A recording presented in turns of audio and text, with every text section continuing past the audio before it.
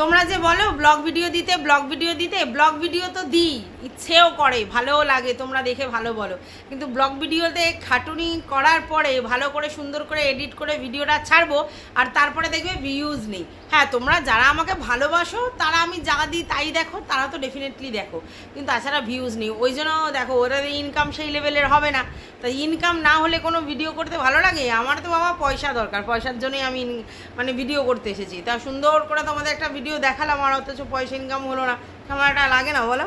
ওই জন্য আসলে ইন্টারেস্ট পাই না। যে কোনো কাজ করে যদি তুমি তার প্রফিটটা না পাও তাহলে কি তোমার করতে ইচ্ছা করবে? করবে না। এটাই হচ্ছে মেন প্রবলেম, বুঝতে পেরেছো? ব্লগিং না করার কারণ ব্লগিংটা বেশ খেটেখুটে করতে হয়, ঠিক আছে? সবাইকেই করতে হয় যারা ব্লগিং করে, কারণ সমস্ত জিনিসগুলো এক জায়গায় করা, তারপরে মার্চ করে সেগুলো করে অনেক সময় ভয়েস ওভার দিতে হয়, সেগুলো করে তারপরে ছাড়া একটু কঠিন কাজ। তো সেইটা মানে আমরা যারা ব্লগিং ছাড়া কন্ট্রোভার্সিয়াল ভিডিও করি তাদের জন্য বেশ অনেকটা সময় সাপেক্ষ, আর সেই সময় সাপেক্ষে ভিডিও করে আর তোমরা যদি সেই ভিডিওতে ভিউজ না দাও কেমন লাগে বলো? তাই বেশি করে প্লিজ আমার ব্লগ ভিডিওগুলোতে ভিউজ দাও, তাহলে আমার ইন্টারেস্ট বাড়বে, তাহলে বেশি বেশি করে ব্লগ দেবো। যাই হোক, চলো welcome back to my channel. আশা করছি তোমরা সবাই খুব ভালো আছো আর আমিও খুব ভালো আছি নতুন একটা ভিডিওর সাথে। আমি রুনা লাইফস্টাইল থেকে। দেখো চারিদিকে একটা জিনিস খবর, চারিদিকে চাউর হয়ে গেছে, কি বলো তো? ভিউজ নাই, সবার ভিউজ ডাউন, ঠিক আছে? কারণ তোমরা জানো যে আমাদের এতদিন ধরে রোজা চলছিল, তো আজকের আমাদের কি খুশির ঈদ মুবারক সবাইকে, আমার সমস্ত ভিউয়ার্স তথা আমার মেম্বার্স প্লাস আমার যারা দর্শক, সবার দর্শক মানে ভিউয়ার্স, মানে যারা আমাকে ভালোবাসো খারাপবাসো সবাইকে জানাই মানে ঈদ মুবারক, আজকের খুশির ঈদ। সবাই খুব এনজয় করো, ভালো থেকো, সুস্থ থেকো। যাই হোক, যেটা বলছিলাম কন্টেন্টের অভাব, আর তার জন্য দেখতে পাচ্ছে যে নর্মাল ব্লগ চ্যানেল করলে বা নর্মাল ভিডিও দেখালে সেরকম মানুষ ইন্টারেস্ট পাচ্ছে না, তাহলে কিউরিওসিটি গ্রো করাতে হবে, তবেই মানুষের চ্যানেলে ভিজিট হবে, আর তার জন্য মানুষ নিত্য নতুন নাটকের কথা ভাবছে, এটাই আসল কথা। তো যাই হোক, যেটা বলছিলাম, এর আগেও দেখেছো তোমরা বড় চ্যানেল আমাদের সামনে একটা প্র্যাঙ্ক ভিডিও করেছিল, বেশ কয়েকদিন করার পর নিজেরাই এসে বলেছিল যে যেহেতু বর্তমান পরিস্থিতি সবাই এরকম ধরনের নাটক করছে, আমি ভিউয়ার্সদেরকে বোঝালাম তাদের রুচিটা কতটা নিম্ন এবং তারা কতটা নিম্ন রুচির হয়ে গেছে, যার জন্য আমরা যারা ভালো ভিডিও করি তাদেরকে দেখেই না। কিন্তু যেই আমি আমার শাশুড়ির সঙ্গে ঝামেলা বানালাম, এরকম একটা নাটকীয় ভিডিও করলাম 2-3 দিন ধরে, দেন তোমরা আমাদেরকে সেই লেভেলের ভিউজ দিয়েছো, যেটা মানে দেওয়ার কথাই নয়। তার মানে তোমরা নিজেরা যারা বলো যে কেন এই পিএনপিসি দেখায়, কেন বাড়ির চর্চা নিন্দা দেখায়, কেন বাজে ভিডিও দেখাবে না, কি করবে? কারণ আলটিমেটলি দিনের শেষে তোমাদের রুচি বিকৃত এবং তোমরা ওই ধরনের ভিডিও পছন্দ করো। দ্যাটস ওয়াই আমাদের যারা খেটে খুঁটে সুন্দর ভিডিও করি তোমরা দেখতে আসো না, আর তার জন্য তোমাদেরকে বোঝালাম তোমাদের অকাতটা, যে তোমাদের রুচি কি। এটা কে বলেছিল? বড় চ্যানেল, হ্যাঁ, তার শাশুড়ির সঙ্গে অভিনয় ভিডিও করছিল, আর সেটা পরে প্র্যাঙ্ক বললো। আমরা বুঝেছিলাম অনেকেই যে ও শাশুড়ি যেরকমভাবে কথা বলছিল তাতে মনেই হচ্ছিল যে শিখিয়ে দিয়েছে, তেমন কথাই বলতে এসেছিল, এবং সেটা যে পরবর্তীকালে মানে আমরা যারা ভেবেছিলাম যেটা প্র্যাঙ্ক তারা ঠিকই ধরেছ। যাই হোক, এখন আবার সেটা টোটালি কনফিউজড হয়ে যাচ্ছে অনেকে, তার কারণ হচ্ছে সে আবার এটা বলছে যে না ওটা মানে প্র্যাঙ্ক ছিল না, আর কি সত্যি ছিল। দেখো, সমস্ত সংসারেই অশান্তি আছে, অশান্তিবিহীন কারো সংসার আছে? নেই, কিন্তু ব্যাপারটা বুঝতে হবে যে কেন ওদের সংসারে অশান্তি। ওদের সংসারে অশান্তি হওয়াটা স্বাভাবিক, যেখানে বউ ইনকাম করে, বউ সংসার চালায়, বউ সমস্ত কিছু করে, আবার বাড়ির কাজও করে বাইরের কাজও করে, সেইখানে শ্বশুর শাশুড়ি মানে শ্বশুর তো নেই এখন, বাদ দাও, শাশুড়ি এসে যদি বেশি কথা বলে বা ননদরা এসে যদি একটু বেশি করে তাহলে একটু 19-20 তো হয়ই, ঠিক আছে? আর এখানে কিন্তু হাজব্যান্ড সেইভাবে অ্যাক্টিভ নয়, তোমরা জানো সেটা কেন, ঠিক আছে? তো তার জন্য এটা হচ্ছে। যাই হোক, যেটা বলছিলাম সেটা হচ্ছে এখন তোমরা নিশ্চয়ই দেখতে পাচ্ছ যে তার ছোট ননদ এবং তার মধ্যে একটা টাগোফার চলছে। ছোট ননদ হঠাৎ করে তার সাজানো ঘরদোর ছেড়ে বরকে ডিভোর্স দিয়ে চলে আসবে। ইভেন আজকের ভিডিওতে তো বলেছে যে তোমরা আমাকে কমেন্ট করো, তোমরা যদি কেউ মানে ওর সঙ্গে ঘর সংসার করতে চাও তো করতে পারো, মানে ওর বরের সাথে, কারণ আমি ওখানে আর ফিরে যাব না, আমি ডিভোর্স নিয়ে নেব, আমি ওই ঘরে আর থাকবো না। আমার খুব ছোট বয়সে বিয়ে হয়েছে এবং সেই সময় থেকে আমি নিজের সমস্ত শখ আহ্লাদ একদিকে করে, কোথাও ঘুরতে যাওয়া না, বেড়াতে যাওয়া না, সমস্ত বন্ধ করে আমি কি করেছি, আমি শুধু উদয় অস্ত পরিশ্রম করে গেছি এবং আমাকে সাপোর্ট করার লোক উনি ছিলেন না, আমি একাই 100 সব করে গেছি। আর আজকের আমার বিতৃষ্ণা ধরে গেছে, বিতঃসদ্য হয়ে গেছি। সব থেকে বড় কথা, একটা মেয়ে সবে মাধ্যমিক দিল, সে মায়ের পাশে বসে বাবার নিন্দা করছে, সে মায়ের পাশে বসে ভিউয়ার্সদেরকে বলছে যে তোমরা কেন এরকম বলো, ওরকম কেন বলো। মানে তোমরা কি চাইছো? তোমরা এটা চাইছো যে তোমাদের মানে ছেলে মেয়েদেরও কি মানে ব্লগিংয়ে ঢোকাতে চাইছো? একটা মেয়ে যে মাধ্যমিক দিয়েছে তার বয়স কত, 18 বছরের নিচে, তো তাকে মায়ের পাশে বসে সে বাবার নিন্দা করছে, ভিউয়ার্সদের বলছে, তারপরে মায়ের সঙ্গে সঙ্গে কথা বলে যাচ্ছে। কেন? এগুলো তো ঠিক শিক্ষা নয়। তো যাই হোক, তোমরা জানো ও কিন্তু ওর মামা বাড়িতেই মানুষ এবং ওখান থেকেই পরীক্ষা দিয়েছে। তো যেটা হচ্ছিল সেটা হচ্ছে ও এদের বাড়িতে থাকে এবং সবথেকে বড় কথা, বড় চ্যানেলের যে হোল্ডার মেল এবং ফিমেল দুজনে মিলেই কিন্তু একে রেখেছে, কারণ ওর মায়ের কাছে রাখে না। ওর মা প্রত্যন্ত একটা গ্রামে থাকতো এবং সেইখানে মানে পড়াশোনা হেনা তেনা অসুবিধা হলে ছোটোবেলা থেকে এই মামা বাড়িতেই মানুষ হয়েছে। যাই হোক, এখন বক্তব্য হচ্ছে যে ওই ভদ্র মহিলা তিনি আর তার বরের সঙ্গে থাকতে পারছে না। তো কেন থাকতে পারছে না, কিসের জন্য থাকতে পারছে না? সংসার নিজের হাতে তৈরি করেছে, সমস্ত সাজিয়েছে গুছিয়েছে সব, এবং বলেছে সব আমি করেছি, সব আমি করেছি। তাহলে যদি সবই সে করে থাকে তাহলে সেই ঘরদোর ছেড়ে হঠাৎ বেরিয়ে আসতে হলো কেন? অনেকে বলছে এ নাকি বাইরে কোথাও নাকি হিলজু বিলজু করছে। না না না না না, আমার কথা নয়। কিছু কিছু ভিউয়ার্স আছে যারা এদেরই পছন্দ করা ক্রিয়েটার, তাদের কমেন্ট বক্সে গিয়ে বলছে মনে হচ্ছে ছোট ননদটা কোথাও ইল্লু ঝিল্লু বিল্লু করছে। বুঝতে পেরেছো? হতে পারে, গড নোজ। কারণ ডিভোর্স দেওয়ার জন্য এত উদ্ধত কেন? আবার কেউ কেউ বলছে পুরো নাটক, পরিষ্কার বোঝা যাচ্ছে। কেউ কেউ বলছে সাবধান, কালকের কিন্তু এপ্রিল ফুল বানায়া, মানে কালকের এপ্রিলের ফার্স্ট, 1 এপ্রিল। তো 1 এপ্রিলে মানে কি? আমরা জানি ফুল বানানোর দিন। হ্যাঁ, সবাইকে উল্লু ফুল বানায়। তো সেরকমই কি চেষ্টা করা হচ্ছে ভিউয়ার্সদের সঙ্গে আবার? সেই জন্যই কি এই নাটক করা হচ্ছে? নাটক নাটক নাটক নাটক নাটক এই বলে মাথা খারাপ করে দিচ্ছে। বেশিরভাগ লোকই কমেন্ট বক্সে একই কথা বলছে, আর নাটক করো না। আবার কিছু কিছু লোক বলছে যদি সত্যিই তোমাদের মধ্যে ঝামেলা অশান্তি হয়, হতে পারে, এটা তো পারিবারিক ঝামেলা হতেই পারে, কিন্তু সেটাকে কেচ্ছা করে মার্কেটে পাবলিশ করে বেচো না। আরে কে কার কথা শোনে? ওদিকে যে ননদ তা দেখছে মোটামুটি ভালো ভিউজ হচ্ছে, না হলে বলছে আজকের ভিডিও তোমরা সবাই দেখো বলে আবার পোস্ট করেছে। যার বাড়িতে ঝগড়া, যে বরের সঙ্গে থাকবে না, যে বরকে ছেড়ে চলে এসছে, মনকে চিল্লি ধনকে চিল্লি না, ছি ছি ছি ননি ছি, মানে বর আর বরকে বলছে এই কথাটা, মানে যে কাউকে চিনল না। তো সেই বরকে ছেড়ে সে ডিভোর্স দেবে বলে চলে আসছে, অথচ রোজ রোজ ভিডিও বানাচ্ছে এবং আমার ভিডিওগুলো পোস্টে দিচ্ছে, কমিউনিটি পোস্টে, যে আমার ভিডিওগুলো দেখো। তার মানে বুঝতে পারছো এতটা সুস্থ স্বাভাবিকভাবে কেউ ভিডিও করতে পারে যার পারিবারিক অশান্তি হয়, যার বরের সঙ্গে বিচ্ছেদ হয়, যার বরকে ডিভোর্স দেবে এরকম একটা পজিশন হয়? তাহলে এটা টোটালি ওর তরফ থেকে নাটক। যে নিজের হাতে সমস্ত সংসারের জিনিস গুছিয়েছে, যে সমস্ত কিছু একা একা করেছে এবং স্যাক্রিফাইস করে করে ওইখানেই থেকে গেছে, সবাই বলছে। তো সেই জায়গায় হঠাৎ করে তোমরা বলো যে এটা হতে পারে যে কি বলবো, মানে সে হঠাৎ করে ডিভোর্স দেবে। আচ্ছা, এবার দোষটা কোথায় পড়েছে? দোষটা এবার চলে গেছে এই বড় চ্যানেলের যে ফিমেল ওনার তার উপরে, কারণ তিনি অবজেকশন তুলেছে এবং এটা খুব স্বাভাবিক। অনেকে বলছে কেন অবজেকশন তোলার জায়গায় নেই, ওটা তো তোমার বাপের বাড়ি, বাপের বাড়িতে তোমার পূর্ণ অধিকার আছে। এক্স্যাক্টলি, বাপের বাড়িতে একটা মেয়ের পূর্ণ অধিকার আছে, কিন্তু বিবাহিত একটা মেয়ে যার অনেক দিন বিয়ে হয়ে গেছে, তারই বাচ্চাকে এরা দেখে শুনে মানুষ করছে, তার লেখাপড়ার খরচা, তার খাওয়া খরচা সমস্ত এরা দিচ্ছে, তারপরেও যদি সে তার মনমানি করে তার হাজব্যান্ডকে ছেড়ে দাদার সংসারে চলে আসে, তাহলে কেমন হয়? যেখানে তার বাবা বর্তমান নেই, দ্বিতীয় কথা তার মাই এই দাদা আর বৌদির ফ্যামিলিতে মানে ডিপেন্ডেন্ট, এবং সবথেকে বড় কথা হচ্ছে এর যে দাদা যার উপর লোকে ডিপেন্ডেন্ট হবে সে তো নিজেই অসুস্থ, এবং তার জন্য বেশ লামসাম টাকা খরচা করতে হয়, প্লাস মানে ওয়াইফকে, বড় চ্যানেলের যে ফিমেল ওনার তাকেই সমস্ত কিছু ইনকাম করতে হয় এবং পরিশ্রম করতে হয়। তারপরেও যদি তার ঘাড়ে আর একজনের লাইবিলিটিস চাপে, তাহলে তার পক্ষে সেটাকে ম্যানেজ করা সত্যিই কঠিন।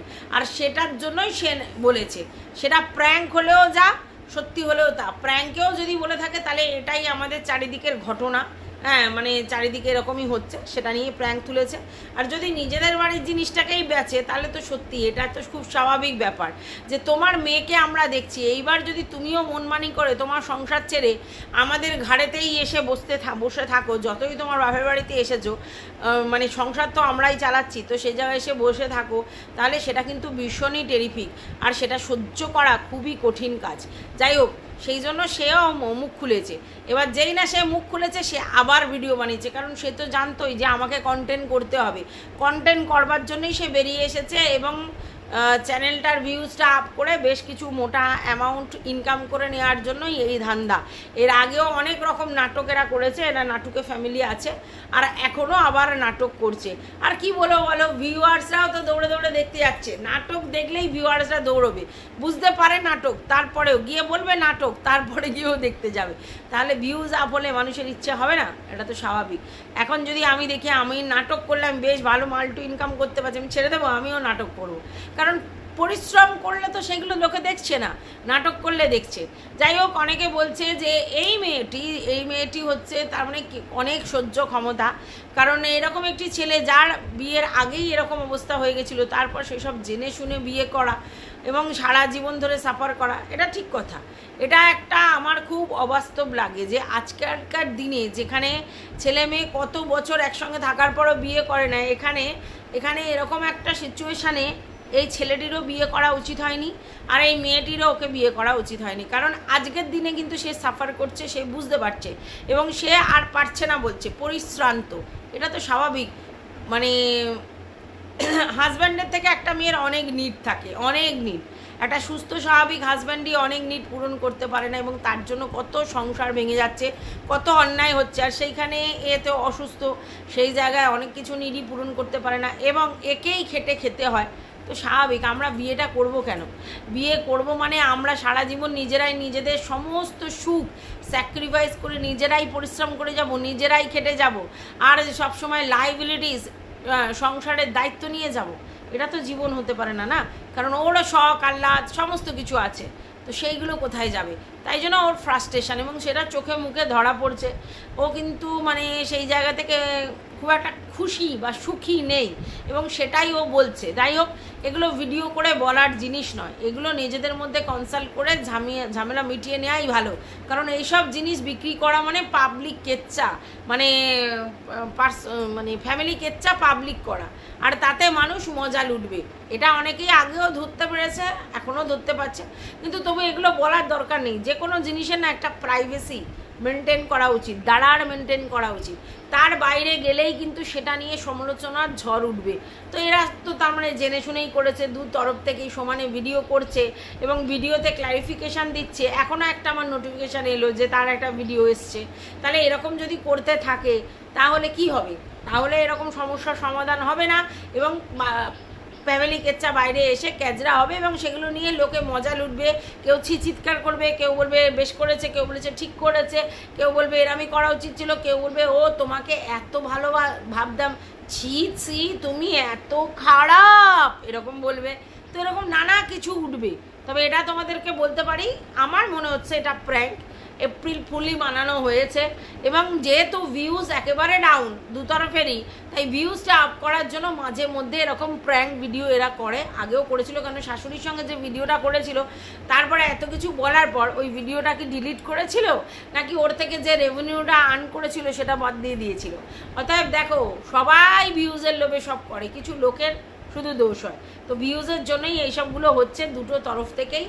আর সামান্য খুঁটিনাটি তো কিছুটা আছেই, সেটা সব সংসারে থাকে, সেটাকে পাবলিক করার মতো হয় না।